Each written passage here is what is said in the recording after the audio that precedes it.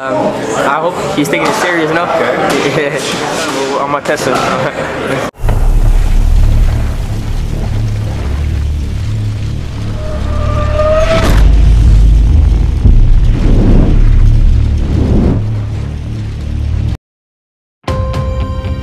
Saul the Bee Sanchez, nabitaw na ng mga matitindi at nag-aalab na banta sa paparating na laban nila ni John Riel Casimero sa kanyang kamakailan na interview. Casimero, wala rang kawala ito sa ibabaw ng lona at target na papaliguan si Casimero ng mga hambalos niyang mga suntok. Marlon Tapales, labis-labis naman ang kanyang pasasalamat. Bakit kaya? Kaya naman ang dahilan alamin. Alam niyo naman mga kwento na bawat balita ibabagi ko sa inyo ay may mga pinagbabatayan tayo dyan. Kaya naman, kwentuhan na.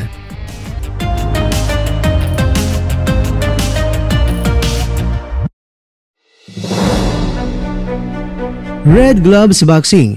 Ito ang YouTube channel na nagbahagi ng interview niya kay Sanchez sa paparating na laban niya kontra yan kay Casimero. Ayon kay Sanchez, sa paparating na laban ay talagang sobrang handa na siyang harapin si Casimero. Siya ngayon ay talagang puspusan sa kanyang ensayo at sa kanyang mga sparring. Siya naman ay mas lalong ginaganahan sa bakbakan dahil ang kanyang makakaharap ay isang former 3 Division World Champion. Ang tingin naman sa sarili ni Sanchez ngayon ay kabilang na siya sa mga top level fighters o sasabihin na lang natin na nasa elite level na kaya handa na siyang harapin itong si Casimero.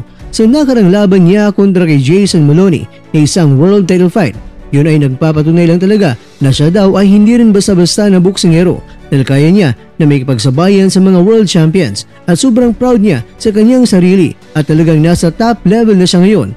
Para naman maabot niya ang pinapangarap niya na makakalaban sa isang world title fight, kinakailangan lang niya na magsusumikap sa ensayo at dapat sa mga laban niya ay kinakailangan niya na may panalo niya lahat ang mga ito para mapapalapit siya sa isang world title fight. At ngayon na meron na siyang paparating na laban na matatawag din na mahirap na laban kontra kay Casimero, pero sigurado siya na siya ang aangat sa paparating nila na laban. Kaya ang masasabi nilang niya kay Casimero ay sana maging seryoso sa paparating nila na laban na talagang magandang laban ito na mangyayari. Inamin naman ni Sanchez na itong si Casimero talaga ay isang malakas na boksingero. He's strong, but pero sa paparating na laban ay susubukan niya kung gaano nga ba katibay ang angas ng Pinas. Masaya naman si Sanchez sa mga Japanese boxing fans sa panahon siya ay may laban sa Japan dahil maganda naman daw ang suporta na ipinapakita nila sa kanya.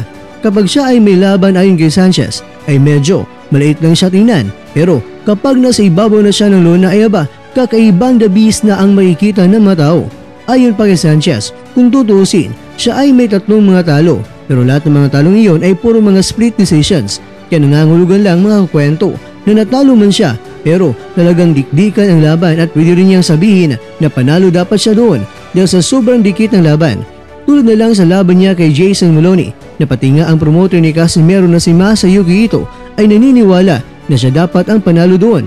Kung tutusin nga mga kakwento ay may common opponent sina Sanchez at Juna Sultan na alam naman natin na natalo si Casimero kay Sultan pero hindi lahat kumbinsido sa pagkapanalo ni Sultan doon. Ganun pa man, sina Sanchez at Sultan ay parehong nakaharap nila itong si Frank Gonzalez. Sa panahong nakalaban ni Sultan itong si Gonzalez, umabot pa ito sa dulo ng laban at nanalo si Sultan via unanimous decision.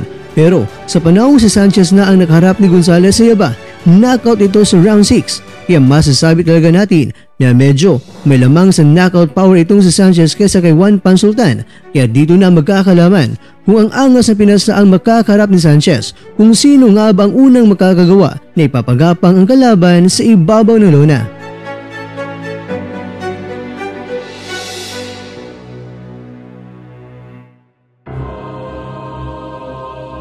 Mga kakwento, Tapales, labis-labis naman ang kanyang pasasalamat na naging numero 1 na siya. Kasunod na siya sa ring ranking ni Inoue Naoya. Kaya naman, congratulations sa iyo bangungot ng Pinas. Dahil sa nakalaban mong mekos-mekos mo na yan minsan, ang ranking mo ay biglang tumaas yan. Siyempre, Noipi pa, talagang malakas. Ibandera mo pa ang husay at galing ng mandirigmang taga Pilipinas.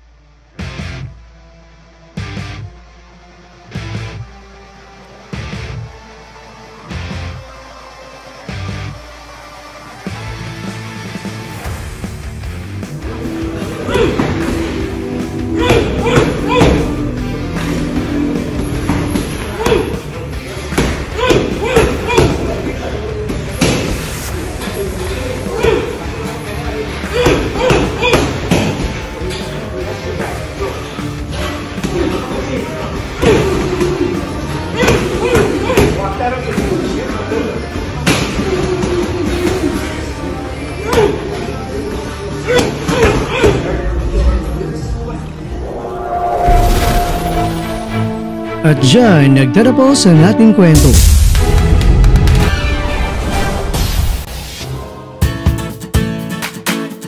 Maraming salamat mga kakwento sa inyong panonood. Pero baka naman mga kwento ay nagustuhan niyo po ang kwento natin ngayon. Baka pwede niyo po akong mabigyan dyan ng like, subscribe at pa-click na rin sa bell button.